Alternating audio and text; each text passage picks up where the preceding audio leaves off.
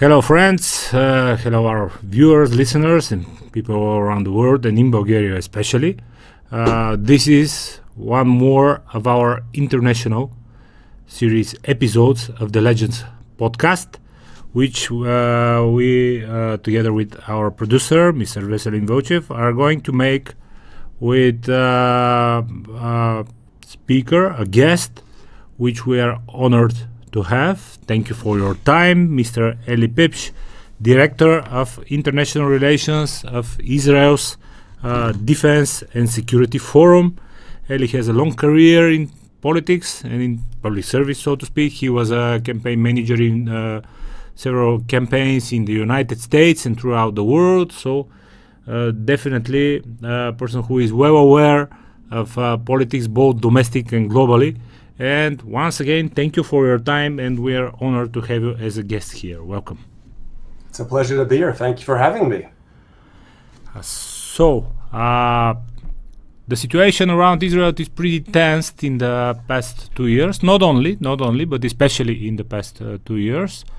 And there are many questions that, honestly, from time to time, I'm trying to answer myself.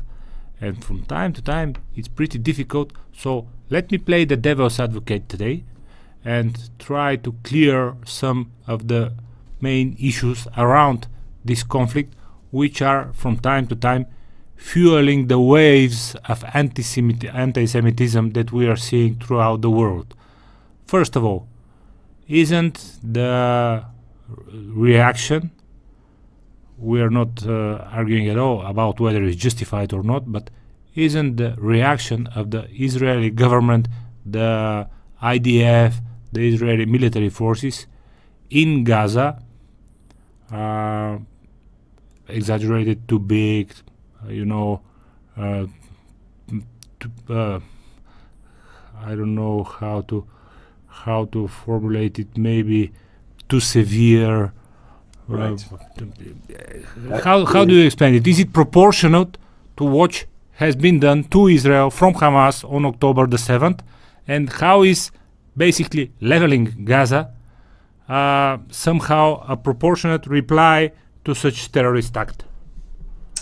So first of all, thank you for having me on. I really appreciate this opportunity and this platform to be able to share some of my thoughts and ideas, and really a prism of how to view the conflict.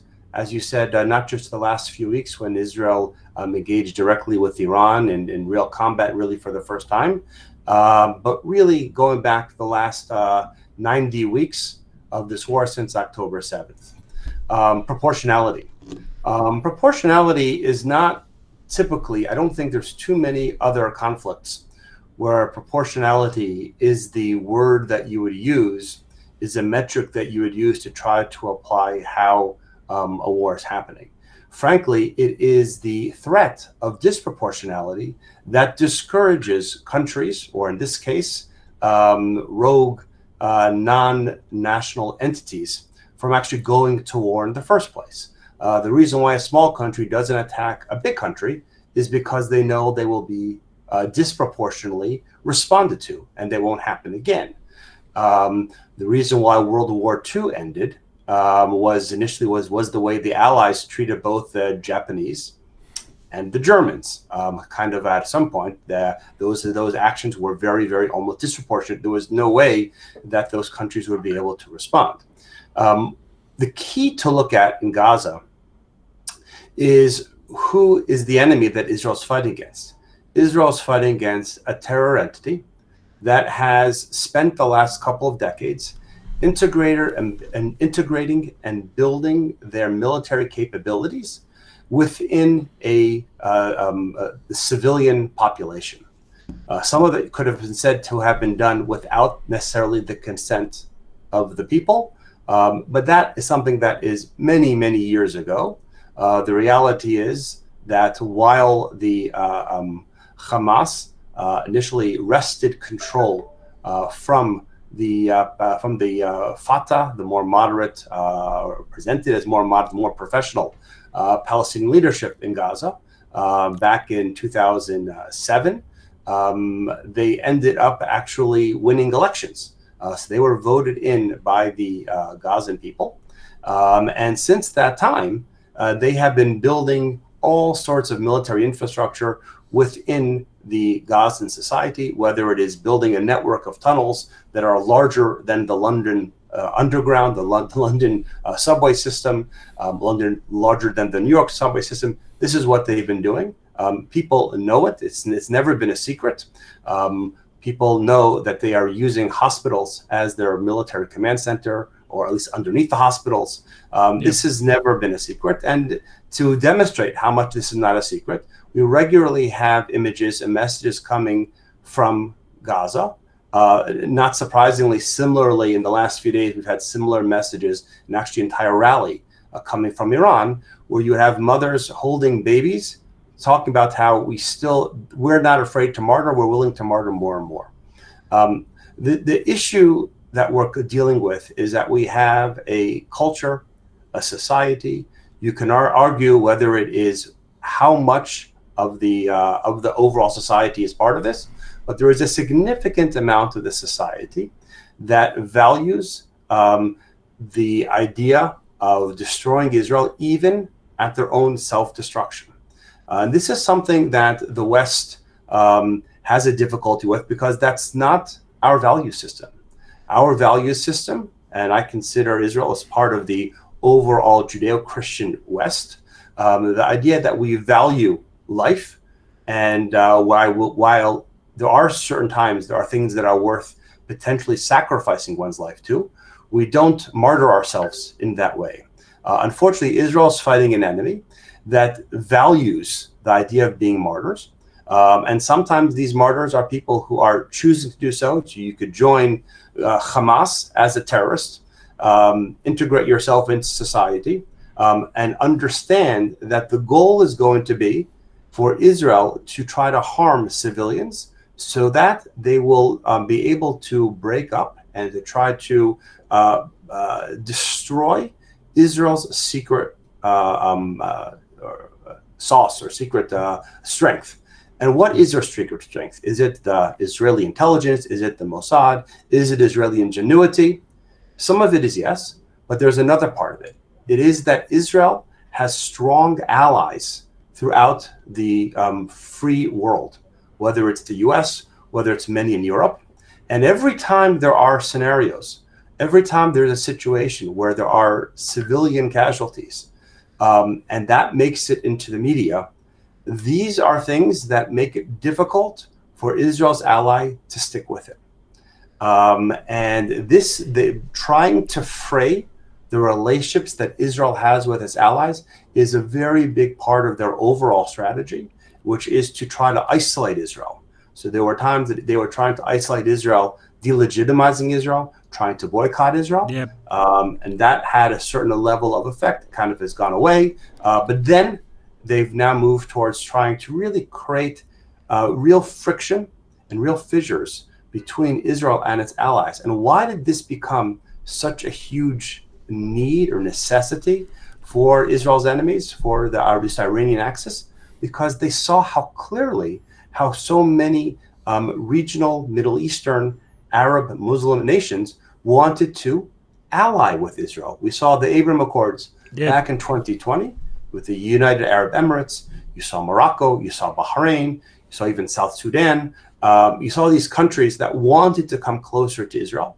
And they understood that this was a trajectory that was, momentum was building. And it's just a matter of time before it was going to continue to grow. And they need to do something to try to create a dichotomy, something that would stop this momentum. Yeah. Some say, sorry for interrupting, but I just a real quick question popped up before we continue, of course. Please. Some say that October the 7th was sticking the wheel of the Abraham Accords, and that the Saudis were willing and were about to sign such accords and such a deal with Israel very, very soon. And October the 7th was a desperate attempt by Iran to stop the process of expanding the Abraham Accords throughout the Middle East. I would agree. That's we've actually the IDF has recently found documents stating that exactly. These were actually Hamas documents that it recovered in Gaza that spoke to that exactly. These were communications also that Israel had intercepted in advance, understood this absolutely was part of the strategy. This was part of the incentive of why Hamas acted when it did, because they saw that if they didn't act now, if they didn't act back in October of 2023, they thought that it would be inevitable and it would be too difficult to stop. The reality is, while it did cause some friction, the reality is that that October 7th and the aftermath have only demonstrated how durable, how solid, how strong the Abraham Accords are. Israel naturally has relations now with these countries, in the United Arab Emirates, Morocco, Bahrain. None of those countries downgraded their relationship with Israel. They didn't recall their ambassadors. Now, we had countries in South America that did. We had countries in Europe that downgraded their relationship with Israel, but not the countries who have what we call skin in the game, who are in the Middle East, who understand there is a real threat. It's not gaslighting. It's not projecting. It's not just speaking for the sake of speaking. No, their country's success or lack thereof is contingent on Israel being a force against Iran. And when you look at what happened over the last few weeks, when Israel, fast forwarding to Israel's 2-week or 12-day confrontation with Iran, we saw some of those countries actually participating in defending Israel. In fact, Jordan shot down numerous drones over their airspace before it got to Israel. There was a tremendous amount of coordination. And I would say that to the chagrin of the Iranian proxies that just now try to, that have been spending 90 weeks trying to destroy Israel, it seems like that this is only actually putting fuel into creating and expanding the Abraham Accords. These countries in the region understand the need of Israel. They've now, while in the first few weeks after October 7th, there was probably created a certain amount of doubt of how effective Israel would be in confronting Iran. If Israel is having a difficulty with Hamas, how would Israel be able to fight against the much bigger, stronger proxies, and not to mention the head of the snake itself? Over the last few weeks, Israel has demonstrated its complete capability in dominating Iran. And while it had, the joke had been that there hadn't been direct flights between Israel and Tehran in 46 years. Yeah. And over the last 12 days, there were 60 flights around. Not until last week, yeah. Yeah, exactly. Exactly. So, this makes all of these countries in the region understand that they should pick a side. Is Iran going to be dominating the region, or is Israel? And those countries, and I expect in the very near future, we will be seeing, and we're seeing a lot of movement towards expanding the Abraham Accords. Sure. Countries want to come closer to Israel, want to stay away from Iran, and this is all due to the extraordinary response by the Israeli Defense Force, its intelligence, etc. Sure. Let me make you laugh. There was a gay pride in Canada, of all places, 2 days ago. And one of the people there, some of the people there, were carrying a big banner, like a transparent one, a big banner across the street, saying, mark my words, freedom for Iran. I'm sorry, what? I'm sorry, listen. What? I could say I agree with freedom for the Iranian people against the Iranian regime. That I agree with. Yep. But you're right. There is a complete misunderstanding of what the conflict is. And going back to just to wrap up your original question, what you are looking at is Israel is destroying an infrastructure that was built all around civilian society. And if the West takes seriously the idea that there should not be human shields, which is exactly what Hamas built its entire military strategy on, was utilize military shields, then the West has a choice. Are you going to say this is not okay? And in that case, everything that happens is the responsibility. Every civilian that died is the responsibility of Hamas. Or is it going to say, no, well, Israel should have been a little more careful? that if you say Israel should have been a little bit more careful, then you are affirming and strengthening the strategy of human shields. And we'll see it being used not just by Islamists, but we'll be seeing in conflicts around the world by terror regimes around the world. We'll see that human shields is valuable. Human shields. Be more careful. There are people inside the building. Be more careful, which means don't touch it. Exactly. Which is not exactly how war works, but just don't make war, and then you won't have to complain from it. Exactly. War is a terrible thing, so please do not initiate one. Exactly.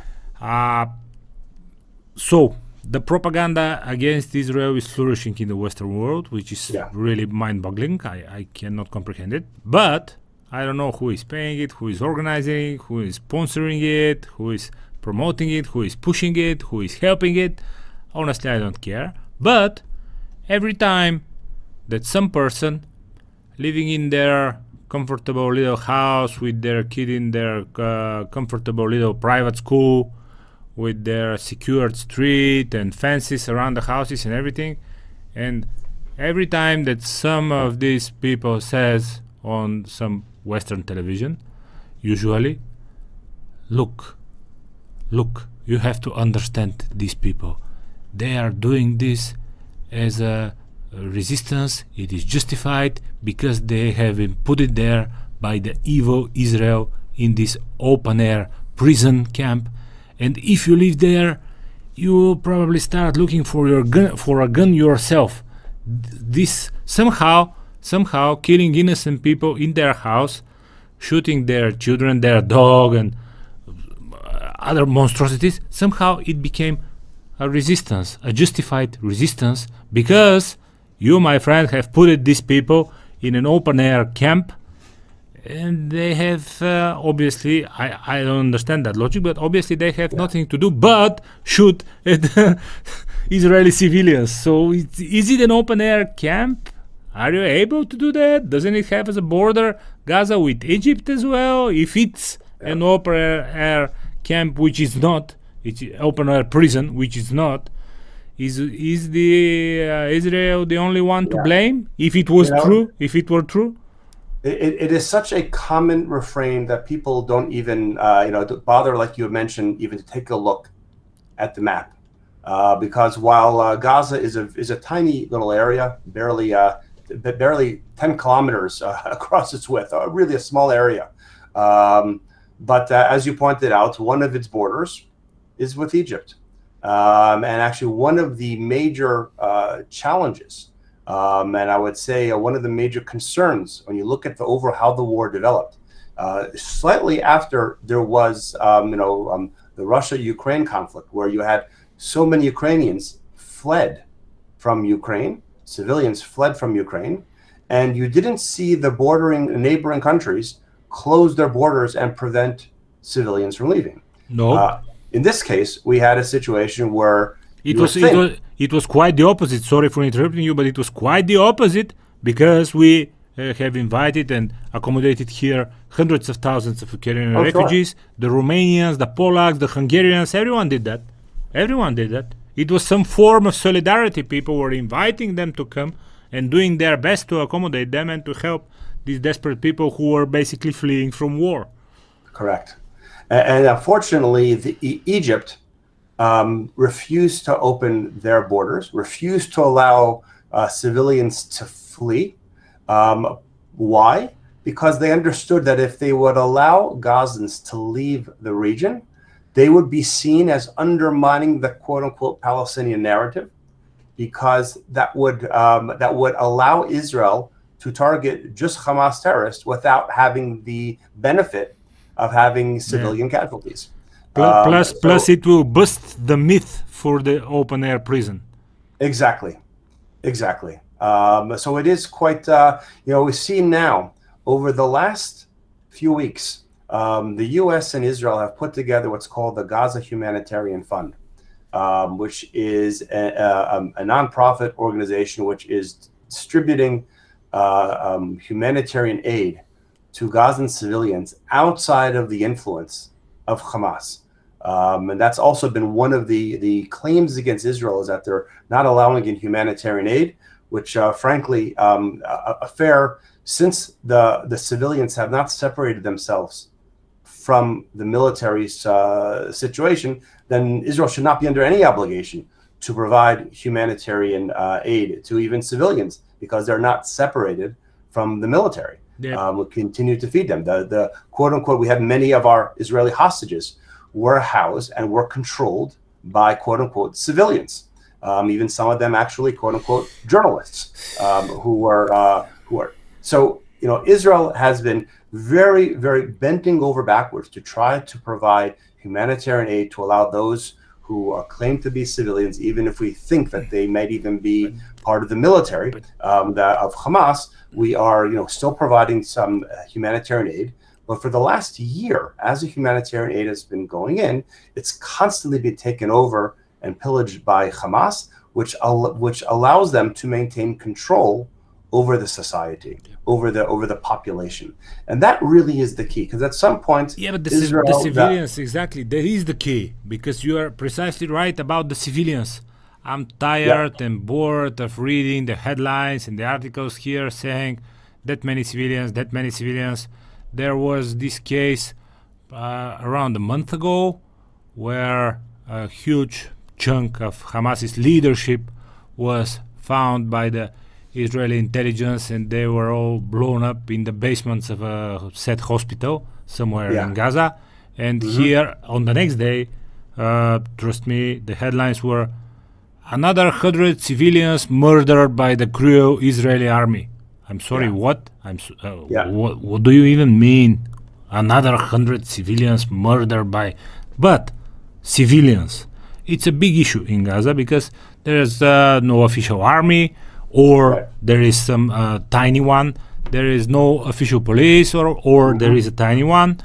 In a huge percentage of the cases is where some civilian activist just decided to grab a weapon and started shooting at the Israeli army. And if they shoot back, they are killing a civilian. Look how awful that sounds, huh? So, first question, the hospitals and the bombing of the said hospitals. People who are well aware and informed about the conflict from day one know that those hospitals are hospitals maybe in the daytime on the upper floors or around the facade and everything, but the basement is basically turned into Hamas's command center with all the communications there and everything, and so on and so on. And then the IDF comes, sends a small drone. The drone spreads a small leaflet saying, "Hello, dear people of Gaza, this is not a hospital anymore. It's used as a military command center, and it will be demolished tonight. Be aware. Get out of here." But the people from Hamas are not letting the people get out of there. The night comes, the IDF bombs, and on the next day, here come your favorite headlines. That many civilians murdered in hospital in Gaza. How terrific that sounds, huh? Yeah, I mean, this is basically, you described, unfortunately, a very perverted and awful reality. Israel does all that it can. Israel also has done a very good job in keeping the infrastructure, the terror infrastructure underneath these hospitals intact, so that it could bring representatives of international media and frankly of other international personalities to come and see and view for themselves. You don't have to take Israel's word for itself on its own. You could actually see it yourself. Or you can bring Greta Thunberg. So yes, yes, she'll do the job for you. Yeah. The first person who was kept hostage, who the hostage keepers desperately wanted him to leave. They never wanted to have them for a second, but she was taken hostage, as she claimed. But seriously, what Israel's found under these hospitals largely has been intact. Anybody could see it. Israel has made it available for media to be able to see, for the UN to be able to see. And unfortunately, they have refused to condemn Hamas in the way that needs to be. And that is a big part of the problem. Is there is a refusal to, because there is, I would argue that there is a general fear that any argument against even the most extreme aspects of Hamas's activities and their ideology, there is a fear that there may be a response by some of the pro-Islamist elements throughout the world, whether they're protesting on college campuses or worse. There is known that these elements exist. Anyone who is challenging this Hamas narrative is defending Israel, is saying that Israel is conducting a genocide. All of these are all explanations. These are all excuses that are given then to attack whoever is defending Israel. Sure. This is a problem. Sure, but the genocide talking point, as you are very well aware, is gaining more and more traction within the Western media, because first of all, I'm not quite sure that most of the people who are using the word know exactly what it means, first of all. And second of all, correct me if I'm wrong, but Israel withdrew from Gaza in 2005, 2006, something like this. And by then the population were around 70,000 or more or less. Yeah, Israel has done a very poor, Israel is a startup nation, has created a lot of wonderful things. The one thing it seems to be really bad at is genocide. It's been accused of genocide for decades, yet it really is very ineffective, very poor. Sorry for laughing, but this is the worst genocide ever, because the people actually became from 70,000, now there are 2.5 million, so I don't know what your people are doing, but this is not genocide. Yes. Listen, if Israel wanted to, it could have done it. It's been spending 2 years. As terrible as it sounds, I'm sure you're right. As terrible as it sounds, This is not what Israel is. This is not what the IDF is about. Frankly, just look at Israel's war with Iran, where for 2 weeks we had 60 fighter jets flying over with complete freedom all over Iran, and they had no ability to stop it at all. And all Israel did was target military infrastructure. There were about 900 Iranians that were killed. Over 750 of them were known as part of the military or the scientists or the intelligence, and the ones that weren't killed, that weren't part of them, were their family members, because they were together with them, using them as the leaders always do. They use human shields. But Israel did not attack. But it was not mass targeting of civilian infrastructure or some huge number of civil casualties. Correct. Israel's been at war now with Hamas for 90 weeks. If Israel wanted to do anything close to really harming the population, it would be doing it. Israel's merely trying to remove the threat and trying to allow some other elements within Gaza, some other non-Hamas elements in Gaza, to take a certain amount of control. But they're all petrified that Israel's going to be pushed out of Gaza prematurely and allowed by our allies in the West, and that will then allow Hamas to reestablish itself. And any Gazan who presents itself as an alternative to Hamas will be killed or will be tortured before they're killed, as has happened consistently in the past. It happened. A lot of things happened in the past, which gives, unfortunately, both sides reasons to justify violence, to justify some terrible acts of terror or violence or whatever, because somebody will say, but you remember the Nakba, or somebody will say, do you remember the war for 67, or this war and that war? And a lot of things happened in that region in the past 100 years or so. And one of the problems is, of course, that a lot of these terrible acts and tragedies are giving somehow free talking points to anyone who wants to fight for set position or set side, or to take sides. Everyone has his arguments or her arguments to defend his side of the so-called conflict. But when it comes to modern day warfare, one of the people who I'm trying to listen the most, and one of the people who is really proven expert on modern day warfare is Elie Pieprz, the former CEO of Blackwater, a man who is extremely professional and familiar with modern day warfare, plus history, plus regional politics, plus other things. And the thing that Elie Pieprz said that should be the tactic of IDF from day one when they decided to attack Hamas in Gaza, he said, why don't you flood the tunnels?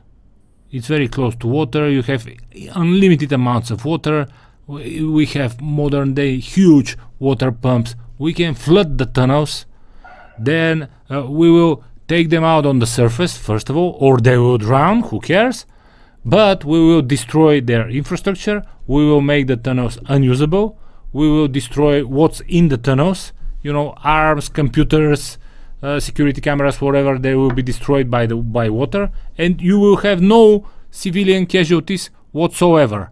So what do you think about that? And because Elie Pieprz is continuing to defend this plan and putting his arguments on the table, I had the chance to meet him in person this year, a fabulous guy, but he's saying they should have listened to me from day one, just flood the damn tunnels, bring the guys on the Hamas guys on surface or let them drown, who cares, destroy their infrastructure, make it unusable, destroy whatever in it, you know, arms, software, hardware, whatever. Problem solved. What do you think about that? So it's a great strategy, and frankly, it has been something that Israel has used on certain tunnels. I am not far from, far from an expert, but what I would say is there's two general responses. One is I work very closely with the founder of IDSF. He, in his previous role, his name is Brigadier General Amir Avivi. He's now retired from the IDF, but previously he had served as the head of the combat engineering unit of the or division of the IDF, and he was actually the first Israeli officer to discover the threat of tunnels in Gaza back in 1996, just a couple of years after. At that point, Israel was still in Gaza. He hadn't left Gaza yet. It was just a couple of years after the Oslo Accords that were signed in 1993 with President Bill Clinton to try to create a Palestinian state. He explains, this is General Avivi explains, that some of the ways, some of the tunnels the water would not work, and just based on the way that it's built with different chambers, it wouldn't go all the way through. But secondarily, and some they have, but also in Israel, there is a major concern, which I know is hard for some to understand, is that the hostages. We know that Israeli hostages are kept in those tunnels. Yeah, they're also there. That intentionally doing that would more than likely kill some or many, if not all, of our hostages, is something that the Israeli public probably couldn't handle. And it is a weakness of the Israeli psyche, something that our enemies understand and exploit. But once Israel has determined that it's going to do all they can and not just consider hostages to be those who are killed in the war, but fight to try to retrieve them, obviously we've lost hundreds of other soldiers since then. So you could say, hey, well, if we didn't take that into account, we would have only, you know, if we're just talking numbers. But Israel looks at all of its certainly civilian hostages as people that it's our responsibility to try to save, do all that we can, and doing something that we feel is going to kill them, if we would be successful, is something that we've been very, very hesitant to do. But you're right. I do believe that Eric's arguments was talked about even before October 7th as a way of addressing, because we clearly understood that these tunnels were there, and one of the ways to address them, I think it was actually a Wall Street Journal article that addressed some of the engineering challenges that or the solutions that the flooding them would represent. Israel did do it, but some of them end up not being successful, and Israel has decided it's to map it out in the way that it wants to and then blow them up. And that's been the, I don't have an explanation for why that decision is better, but Israel has decided that's the approach that it wants to go about. Not just flooding it, but destroying it completely. And they map it out and they set up explosives and they blow them up. Sure. Good to know.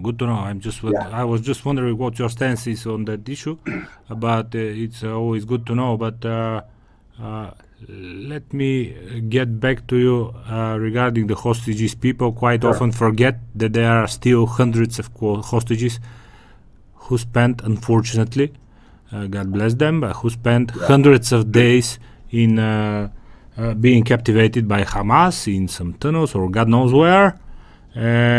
But in justifying violence, advocating for violence, advocating for the other side. I don't know why we should pick sides in every conflict around the world, but whatever. They are saying, but it's a tragedy, but who caused it? Israel caused it because it's keeping 2 million people locked up in this open-air prison for years, and now let's see how it is. Fellas, with your 200, 300, 500 hostages, you are keeping millions of people locked there on this tiny piece of land for years, and now they get their revenge and you are crying all over the world because of 500 people, but you were imprisoning there millions for years. So I'll just have to go back to your original point that we talked about earlier, about how it never was an open air prison, that this was, they would be able to travel to Egypt if Egypt would allow them. If Egypt would allow them, yeah. Correct, and exactly. And Egypt understands that these are largely terrorists, and therefore they didn't largely allow Gazans to travel. Israel allowed Gazans who needed to get medical assistance. They would be treated at Israeli hospitals. Many of the Gazans who participated in the October 7th atrocities were quite familiar with a lot of the homes, in the Israeli homes in the towns adjacent to the Gaza Strip. Why? Because they had been employed by Israelis there, Israelis who believed in peace, Israelis who believed in coexistence, but they were taken advantage of. And I think this is the idea that you can make any explanation they want. And I think the perfect way that I like to draw the contrast between the Israeli approach and the Gazan approach is that usually when you have a war usually you assign a name to it, and Israel assigned the name was called iron swords. Right, iron is a strong metal, sword is something used in battle, very materialistic, but that was the way that we approached it. It's easy to imagine, Yeah. And you know what? The Hamas named the war? It's called Flooding Al-Aqsa, which is their name for Jerusalem. Now, if you look at a map of Israel, Jerusalem is not particularly close to the Gaza border. But in their perspective, in their mind, this is a religious war. They want to conquer Jerusalem. And the fact that they are everything else is irrelevant. For them, this is a clear religious war, and that's what was motivating them. That was their incentives, and that's why they are willing to kill themselves and willing to martyr themselves and do such atrocious behaviors, the kind of torture that they publicized on Facebook and they live streamed as they were doing it.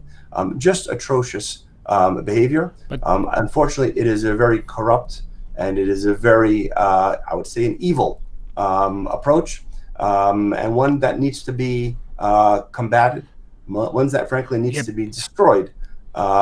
Israel has actually been using kid gloves with Hamas, and unfortunately, we may not be able to continue to treat them in that way, because we need to leave Gaza in a situation that's not only safe for Israel, but also safe for any Gazan civilians. Yeah, for the Gazans themselves, Exactly. And as long as Hamas is there, we are not safe, they are not safe. I like to say that right now, thank God there are only 50 hostages, about 20 who Israeli hostages, about 20 who believe are still alive. But before the war, there were over 2 million hostages. Yep. These were Gazans. Gazans were held hostage by Hamas. And until there is a recognition that Hamas is an evil and they need to be destroyed, whether it's by Israel, whether it's by the international community. Sure. That is something that needs to be 100% clear. Sure. Let's clear this one very quickly before we continue with our final questions, but let's clear this one very quickly. Is this a religious war for you? Because recently on X, I saw someone which I know personally as well, Matt Getz of all people, saying, writing, of course, stop calling Israel a democracy. Since when the Arabs have the right to vote there? It's not a democracy.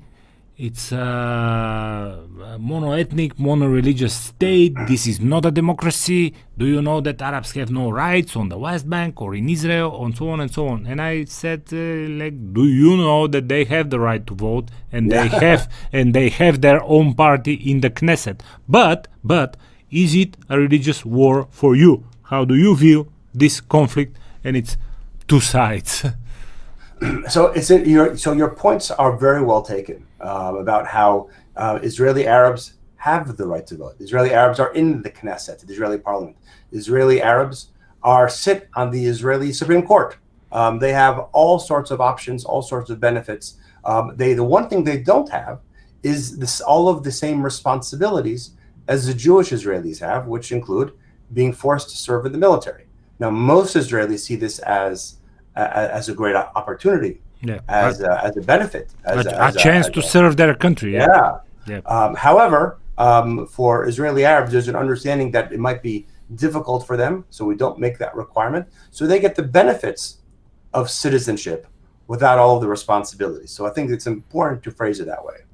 But I think it's also important to understand that when we look at a religious war, when one side is fighting it's a religious war, it becomes a religious war. There's nothing we can do about it. We can pretend it's not, but at that point, we are fighting it from the Gaza itself, its relationship with the Jewish Israel, historical Jewish Israel. There are differences of opinions whether how Jewish it was back in biblical times. But when the threat of the war is on Jerusalem, that's clearly Israeli. That clearly has a Jewish history going back millennia. It was founded and created by the Jewish people, and we are maintaining it. We allow Christians and Muslims to be able to worship there, which is something that during the 19 years when Jordan controlled the West Bank, Judea and Samaria, and Jerusalem, they did not allow Jews in there at all. They didn't allow Christians either. It was infidel free, and unfortunately, that's where they want to go back. Correct me if I'm wrong. Correct me if I'm wrong, but there are none in countries I've been met. I've been met there by wonderful people. I'm not saying anything against the countries themselves or the wonderful people that live there. But correct me if I'm wrong. Officially, there are no Jews in Saudi Arabia, for example. Right. Zero.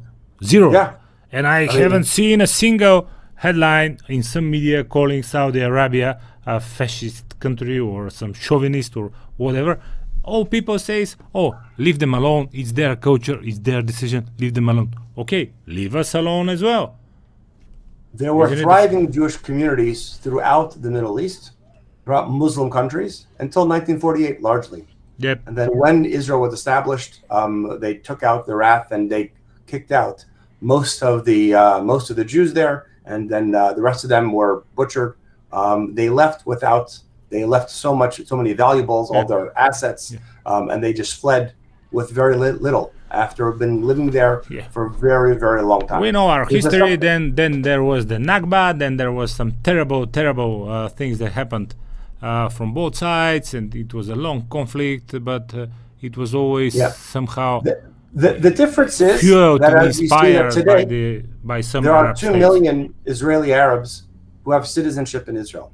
So again, if there is an Nakba, Israel is not very good at that because so many Arabs continue to live in Israel. And these were the Arabs who were kicked out were Arabs who had left their homes voluntarily with the understanding that Israel was about to be wiped out and that they should not get in the way.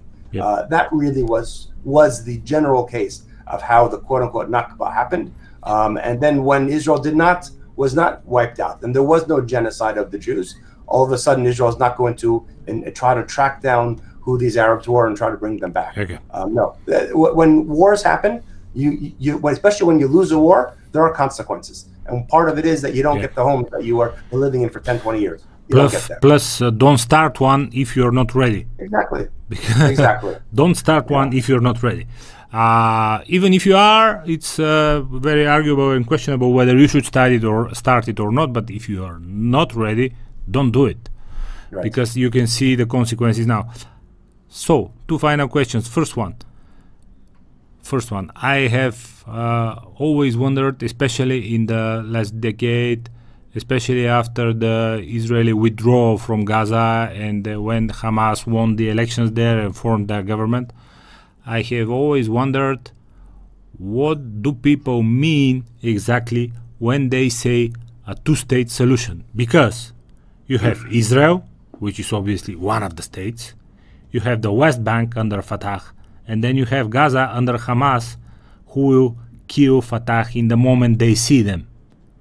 They will just annihilate them. They will execute them. So you have these three states, and when people were from time to time, without knowing their history and without knowing what they're talking about, which happens quite often, especially in the leftist Western media, but they're saying, we need a two-state solution. Fine. Which two states, my friend? Which ones? One is Israel. Who is the other one? Yeah. I think, when you look at the two-state solution, seems like a very nice and simple idea. It sounds romantic. Kind of. It's so easy, so clean. You have two states, just divide it in half. What's the big deal? It should be so simple. But Israel was founded in 1948. We're now in 2025. Since that time, there has been a complete dilution and a lack of belief every single day since 1948. When Israel was founded in 1948, there was a de facto two states. There was Israel, and then there was the area that was controlled by Jordan, which Jordan then renamed the West Bank. But even before that, it was always called Judea and Samaria. You look in the United Nations or the League of Nations, both of those entities, when referred to regions in what is now many call the West Bank, they always referred to as Judea or Samaria. These were historical names that went back for millennia. Sure. It speaks to the Jewish connection to the region. But for 19 years, from 1948 to 1967, not a Jew was able to set foot in that area. And instead of creating a state, they created what's called the Palestinian Liberation Organization, the PLO, which was a terror organization designed to liberate Palestine. Well, what do you mean? They had the West Bank. They had that territory already. That was under Arab control.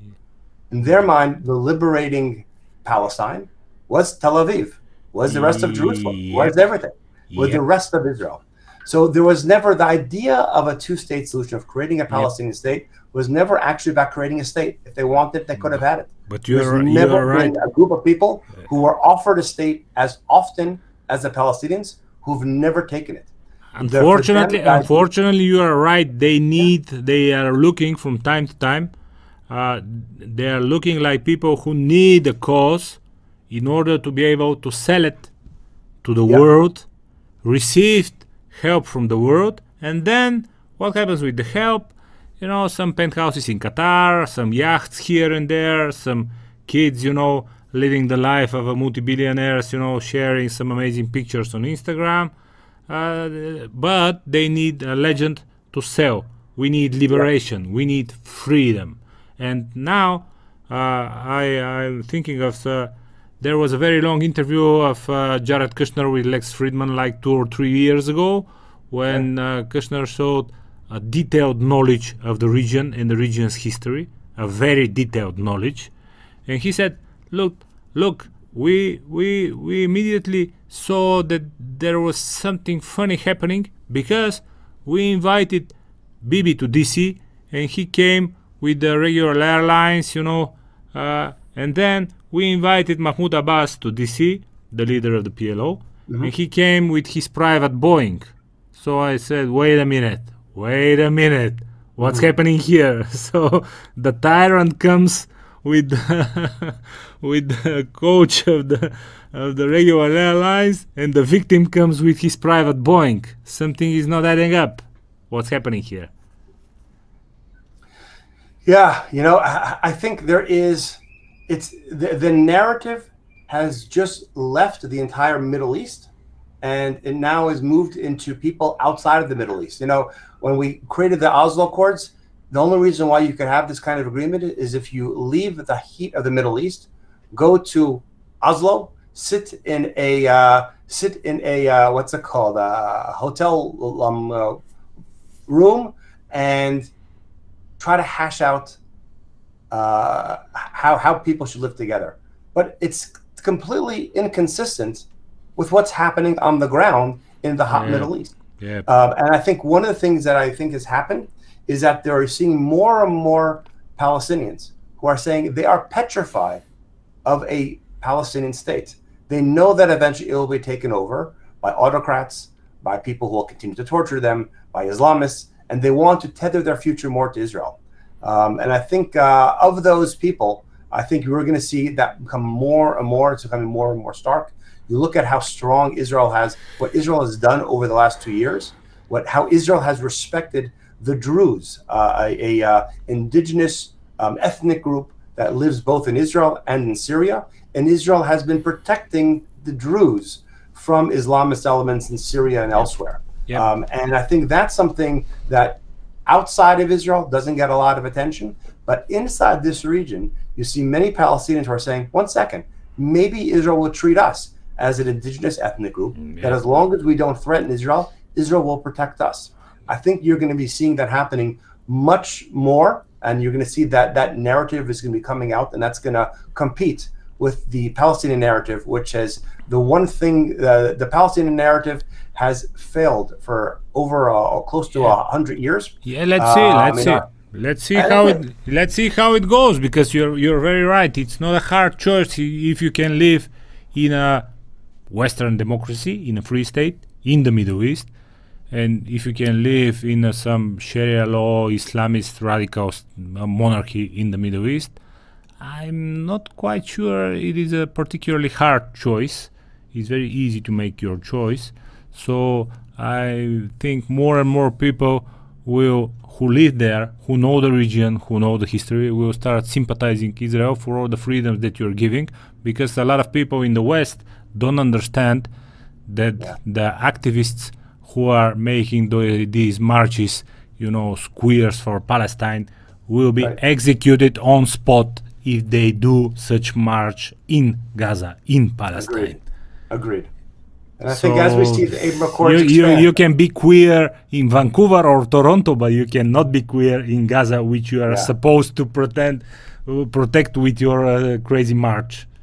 And I think as the Abraham Accords look to expand, and as other regional countries look to normalize their relationship with Israel, the distinction between what's happening on the ground in Israel and its immediate surrounding neighbors versus what's happening much further away with these activists will become so stark and so clear, and who's real, who has a real accurate depiction of what's going on, and who's living in fantasy land. Yeah. And then we come to our final question. You are a very powerful man from a very powerful country, Mr. Pieprz, because you are obviously holding the U.S.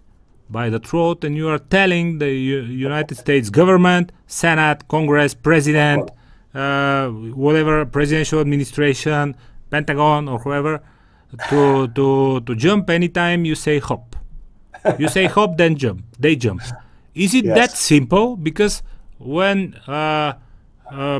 someone like me, who knows the people there, who've been there, I've been blessed and lucky enough to be there multiple times, and know a lot of people, and then I start listening to the conversation from the other day between, let's say, Tucker Carlson and Marjorie Taylor Greene, and every second word of this conversation was AIPAC, AIPAC, AIPAC, AIPAC, AIPAC. They bought us.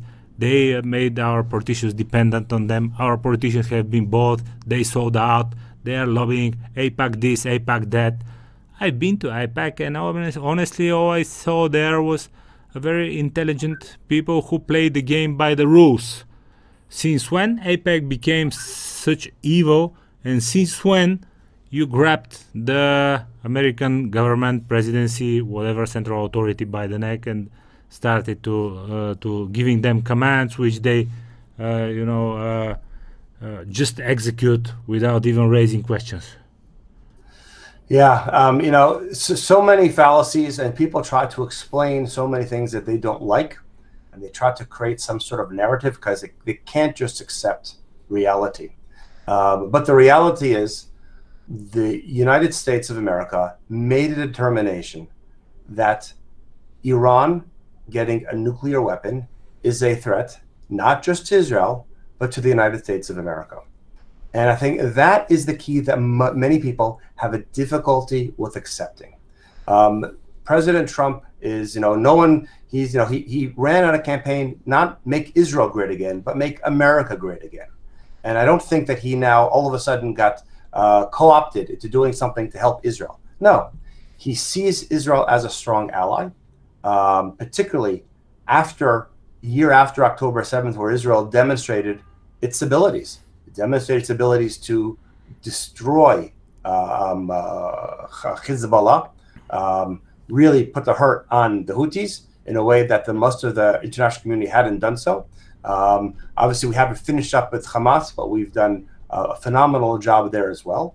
It sees Israel as a very strong ally in the region, and therefore is willing to help Israel with its own defense. That's what allies do. However, and that explains the U.S. providing Israel with military assistance, shooting down weapons that were coming that were coming in from Iran attacking Israel. The U.S. participated, as many allies did, in shooting down those kinds of weapons. However, when it comes to the U.S. going ahead and attacking and destroying the nuclear military capabilities of Iran, that was not the act of an ally. That was an act of America saying Iran cannot have a nuclear weapon, and that was an American interest. If you want to say that our Prime Minister Netanyahu helped convince the President Trump to view it that way, you could try to make that argument, but that's very difficult to make. The reality is President Trump has spoken about it. Frankly, President Biden and Obama had spoken about it as well, that America did not want to see Iran having a nuclear weapon. And when you see what Iran did to Israel without a nuclear weapon, you understand how devastating Iran could be to Israel, to the region, and to the free world if it had a nuclear weapon. If they had nuclear weapon, the need of that attack. Yeah, but people are saying, your critics are quite often saying that Bibi is not convincing President Trump to do something. He is telling President Trump to do something. Because AIPAC this and AIPAC that, and so on and so forth. I mean, again, you look at President Trump, and not too many people can tell him too many things. He's not exactly the guy that someone can tell what to do, but you can always try. Why is AIPAC so strong? I don't know what people mean by that. The Prime Minister and the President have very good relationships. They understand. They looked at this slightly differently. Israel looked at it from Israel's perspective. The U.S. looked at it from the U.S.'s perspective, and there were areas where there was alignment, and that's how they act. That's how allies act. It's a legend. It's a talking point. People need some easy explanation for processes who are and history who are sometimes too complicated to comprehend and to understand. It needs a lot of reading. So the primal instinct is to get an easy answer. Oh, they bought them out through AIPAC. That explains it. That explains it. No need to read anymore. There you have your easy answer. Your junk food of news is just being served to you. So it's AIPAC. So if only AIPAC had bought the President Trump plane, then maybe you can make that argument. But I don't think that was it. Wasn't Israel that did that. Plus, I think, as a nation, as international representatives, such as you yourself, you need to work a little bit more, because once again, it showed the double standards. 10 years ago, or 8 years ago, or 7 years ago, when President Trump said and tell this small rocket man in South Korea, in North Korea, he cannot have his nuclear rockets and to threaten the United States with them. I will show this guy, you rocket man, I will show you now. And the people are saying, yeah, show him, boss, do it. And now you see banners, freedom for Iran. What? Yeah. It is, listen, there's an element in the United States that you're just not going to be able to win over. They're committed, and it's not just about Israel. They're against the ideas of the American public. You know, later this week they celebrate July 4th, America's independence. They're against that. The people who are against Israel, who are in favor of Iran, are against the American Constitution, the American Declaration of Independence, and they would be against George Washington. You're absolutely right. We were just working on a piece regarding the Mexican cartels in the southern border. They basically tried to destroy the United States pretty successfully in the past years with the open border policy. It did a lot of damage to the American society, but it's what they do. Always the opposite of common sense. These people are just the opposition of common sense. Okay, Absolutely. Mr. Pieprz, thank you very much for your time. Thank you so much. We are wishing you all the best. Stay strong. You too. Thank you very much. Stay strong, stay powerful, stay successful. And I'm wishing you to continue to serve good examples to the world how to handle threats and terrorism and enemies. Unfortunately, such things do exist, and you are giving better and better examples of how a sovereign state should handle them. We will do our best, and we look forward to also being able to demonstrate how we can do peace and how we can do normalization. And we look forward to that new chapter very, very soon. Let's see. You have our best wishes. All the best. Thank you.